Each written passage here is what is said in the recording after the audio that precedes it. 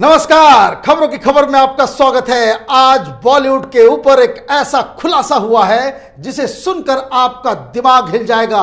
वैसे तो अब तक हम लोग ये जानते थे कि बॉलीवुड में अंडरवर्ल्ड दाऊद इब्राहिम का पैसा लगा हुआ है, लेकिन आज जो खुलासा हुआ है उससे ये पता चला है कि बॉलीवुड के अंदर पाकिस्तान की सरकार, पाकिस्तान की आर्मी, आईएसआई और कई सारे जिहादी संगठनों ने अपने पैर पसार लिए हैं। कई बड़े नाम इसके लपेटे में आ गए हैं।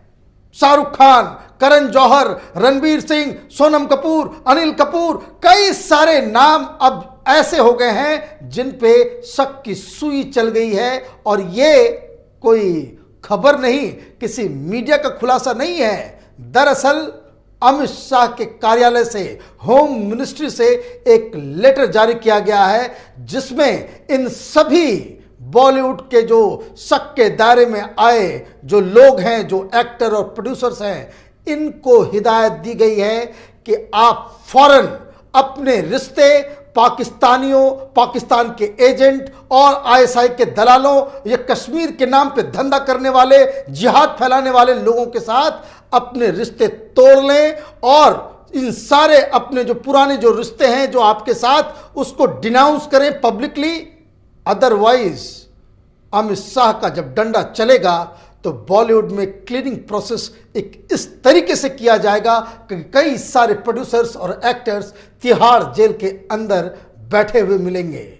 ये खुलासा किसी अखबार की तरफ से नहीं हुआ है, किसी मीडिया हाउस ने नहीं किया है। इस लेटर को देखिए, ये लेटर अमित शाह के दफ्तर यानी होम मिनिस्ट्री से रिलीज किया गया है। और ये क्यों रिलीज किया गया है? ये इसलिए रिलीज किया गया है कि एक सांसद जिनका नाम है राहुल शेवाले, उन्होंने कुछ दिन पहले एक पत्र लिखा था, होम मिनिस्टर से गुजारिश की थी कि कई सारे बॉलीवुड के सितारे, प्रोड्यूसर, डायरेक्टर्स, इनके रिश्ते वो अमेरिका में कुछ ऐसे संदिग्ध लोगों के साथ उठते बैठते हैं जिनका सीधा रिश्ता पाकिस्तान की आईएसआई, इमरान खान, वहाँ की आर्मी और कश्मीर के जो जिहादी हैं, जो टेररिस्ट हैं, उस संगठनों के साथ है। और इसके बारे में उन्होंने ये सवाल जवाब किया था।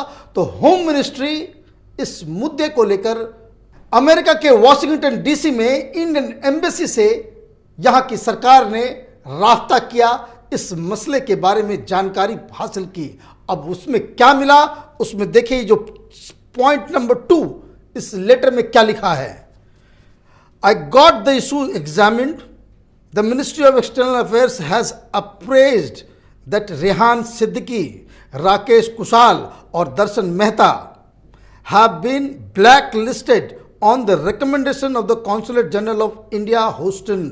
मतलब ये 3 ऐसे संदिग्ध लोग हैं जो पाकिस्तान के साथ इनको ब्लैकलिस्ट किया गया है और इनके साथ जिनके जो रिश्ते हैं बॉलीवुड में, अब उनकी तहकीकात हो रही है, उनके बारे में खंगाला जा रहा है। इस चिट्ठी में और क्या लिखा हुआ है? इस चिट्ठी में लिखा हुआ है, further the embassy of India in Washington DC and the consulate general of India in Houston have also been requested to engage with the prominent influences, cultural bodies and bona fide Bollywood affiliated local entities to ensure that appropriate message is conveyed to Indian actor and artists so that they disassociate themselves from such anti-national elements।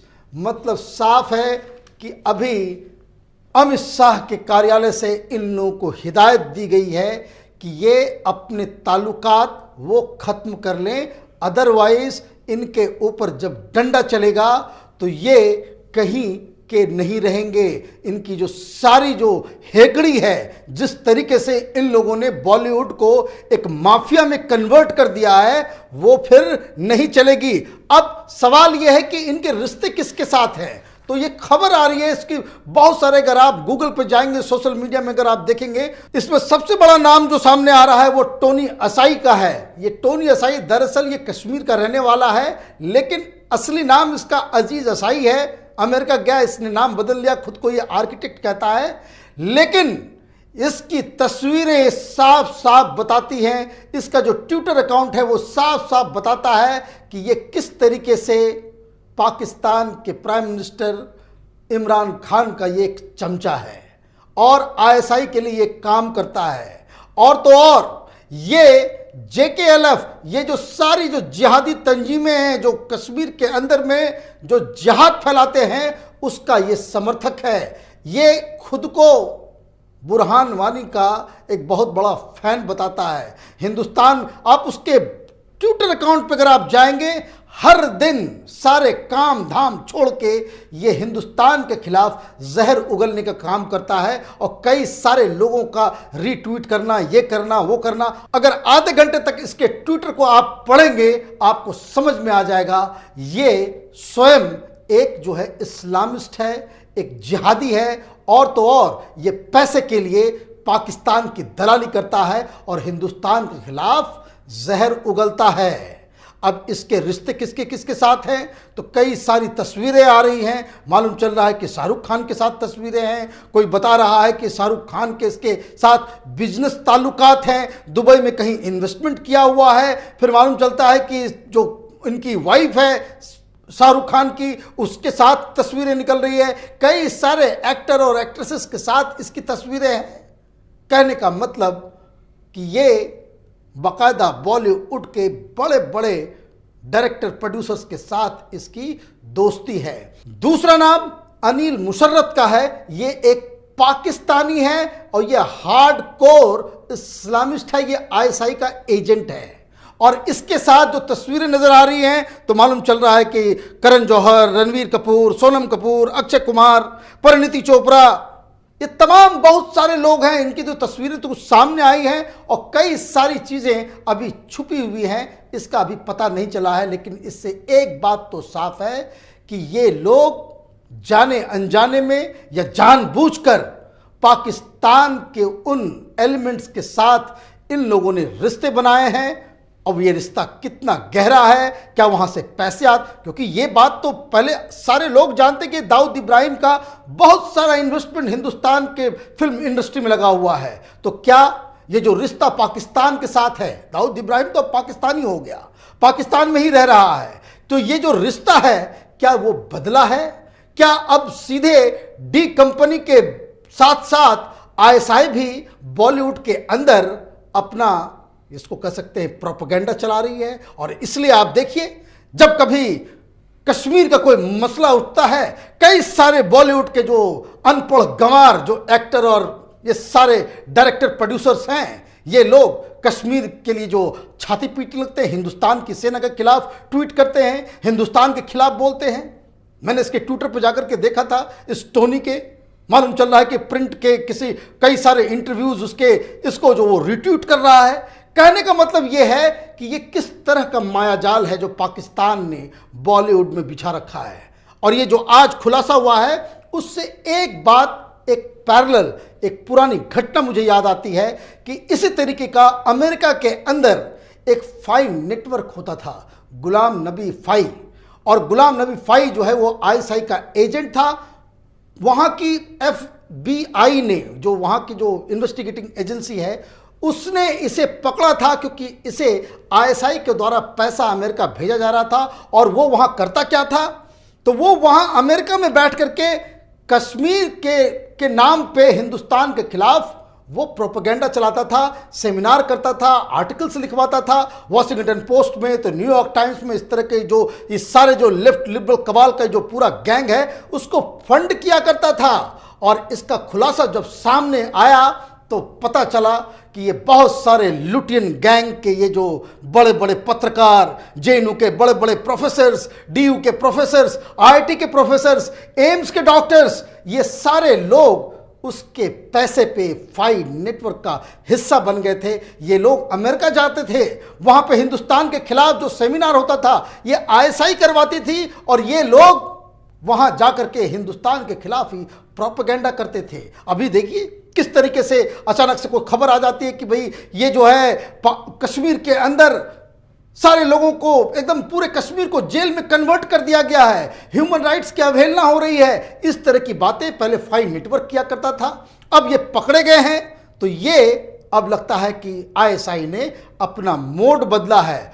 Bollywood Hindustan का एक asset है। Capital TV बार बार, ये जो सुशांत सिंह राजपूत की मौत के बाद से ही कैपिटल टीवी लगातार इस बात को कहता आ रहा है कि जो बॉलीवुड की दुनिया है ये काली दुनिया है। यहाँ पर प्रॉपर्टी डीलर्स का माफिया चल रहा है, यहाँ पे ड्रग्स माफिया ऑपरेट कर रहे हैं, यहाँ प्रोस्टिट्यूशन का धंधा चल रहा है, यहाँ हर तरह के वो काले धंधे हो रहे हैं जो किसी भी तरीके से बॉलीवुड में इसका एसोसिएशन नहीं होना चाहिए था। और ये पूरा अंडरवर्ल्ड, ये पाकिस्तान, आईएसआई, ये पूरी तरीके से आज इस बात का खुलासा हो गया, इस बात को कंफर्मेशन मिल गया कि किस तरीके से बॉलीवुड जो हिंदुस्तान का एक सॉफ्ट पावर है, बॉलीवुड के जरिए हिंदुस्तान के बारे में पूरी दुनिया जानती है, उसके ऊपर आईएसआई ने अपना पूरा रैकेट, अपना पूरा पैर पसार लिया है। और ये जो अनपढ़ गंवार किस्म के एक्टर, प्रोड्यूसर, डायरेक्टर्स, ये लोग उसके एक कठपुतली बन गए हैं। और यही जब आप देखिए 370 जब आता है तो कई सारे बॉलीवुड वाले आ जाते हैं बाहर, सीए आता है तो मालूम चलता है कि मुंबई में ये बॉलीवुड वाले सब आकर के प्रोटेस्ट कर रहे हैं। तो कहने का मतलब ये है कि अब इस बात में कोई शको शुबा नहीं बचा है कि बॉलीवुड के अंदर कुछ ऐसे तमाम एलिमेंट्स हैं, जिस तरीके से फाइव नेटवर्क के समय ये जो लुटियन गैंग है, जो टुकड़े टुकड़े गैंग है, जो लेफ्ट लिबरल कबाल है, इनका चेहरा बेनकाब हुआ था कि किस तरह से ये लोग आईएसआई के पैसे पे हिंदुस्तान के खिलाफ, हिंदुस्तान के जो नेशनल इंटरेस्ट है उसके खिलाफ प्रोपेगेंडा में शामिल थे। अब आज के खुलासे से ये साबित हो गया है कि बॉलीवुड में कुछ ऐसे एलिमेंट्स हैं जो देश विरोधी काम में लिप्त हैं। लेकिन अभी जो सरकार ने जो चिट्ठी जारी की है, इससे सिर्फ उन्हें कहा गया है कि आप अपने रिश्ते तोड़ो, आप अपने जो सारे कारनामे हैं, जो उनके लिए जो आप काम करते हो, उससे पूरी तरीके से अपने आप को अलग कर लो। अदरवाइज, क्योंकि ये लोग तो अब निशाने पे आ गए हैं, ये किससे बात करते हैं, इनका पैसा कहाँ से आता है, कहाँ कहाँ इन्वेस्टमेंट है, कहाँ कहाँ बिजनेस है, किस किस गोरख धंधे में ये लोग लिप्त हैं, ये मोदी सरकार की एजेंसियां अब इनके पीछे पड़ जाएंगी। और अगर इनकी स्थिति बदलती नहीं है, अगर ये अपना रिश्ता तोड़ते नहीं हैं, इसके बावजूद, इस खुलासे के बावजूद अगर ये पाकिस्तान की और ये जो जिहादियों की दलाली में लिप्त रहेंगे, तो अमित शाह का जब डंडा चलेगा तो इनके लिए छुपने की जगह पूरी दुनिया में कहीं नहीं बचेगी। हमारी नज़र इस खबर पे बनी रहेगी। आप देखते रहे कैपिटल टीवी। हमारे वीडियोस को लाइक कीजिए, शेयर कीजिए और हमारे चैनल को सब्सक्राइब कीजिए। धन्यवाद।